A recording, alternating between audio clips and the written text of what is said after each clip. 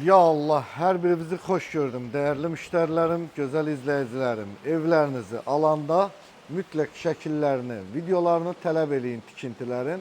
Sabahsı gün peşman olmayasınız. Atalar demişkən, sonraki peşmançılıq fayda verməz. Değerli izleyicilerim, Şuvalandayıq. 250 kvadrat metr sahəsi olan 4 sotun içində yerləşən bu gözəlliyin təqdimatına gəldik. Rahatlıkla əyləşə biləcəyiniz isti döşəməli besetkası. Burada maşın girişini gördünüz və meşəliyini görürsünüz hal-hazırda. 100 metr uzunluğunda, 4 metr enində isti hovuzu.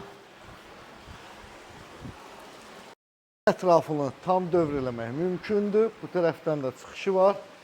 Evin üzü keramogranitlə üzlənilib, daimi yaşamaq üçün 2 mərtəbəli ev axtarsınızsa 4 yataq otağı, 1 zaldan ibarətdir. Sizin üçün əla bir fürsətdir. Evin daxilində görüşərik inşallah. Daxil olan kimi geniş hol bizi qarşılayır.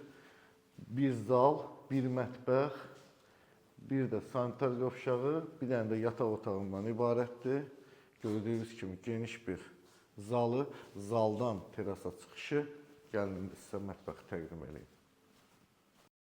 Gəlin indi də sizlərə 25 kvadratlıq mətbəxini göstərim. Bu arada tavanın hündürlüyü 3.50-dir, qapıların hündürlüyü 2.45-dir.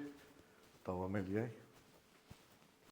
Birinci mərtəbədə yerləşən ümumi sanitar qovşağı, geniş, ürək açan bir sanitar qovşağı. Olsun. Bu da 24 kvadratlıq yataq otağı, özünün dolabı.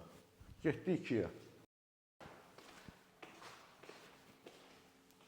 Sizə maraqlı bir şey göstərəcəm. Bunu mənim hər zaman izləyicilərimdə sual verir. Bilməyən insanlar çoxdur, qınamayaq da. Yəni insan görməyib bunu. Hər zaman sual verdiyimiz gizli damlar necə olur? Baxın görürsünüz, buna deyirlər gizli dam. Bu evin üstü də bu formadadır. Yəni dam görünmür belə. İndi daxil olaq evə.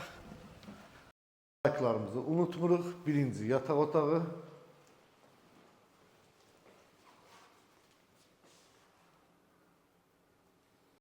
Sizə bir dənə məlumatı deyim. Baxın, bilməyənlər üçün deyirəm, bunlar bahalı sistemdir. Bir də var divar üstü, bunlara divar içi deyirlər. Onlar ucuzlu sistemdir.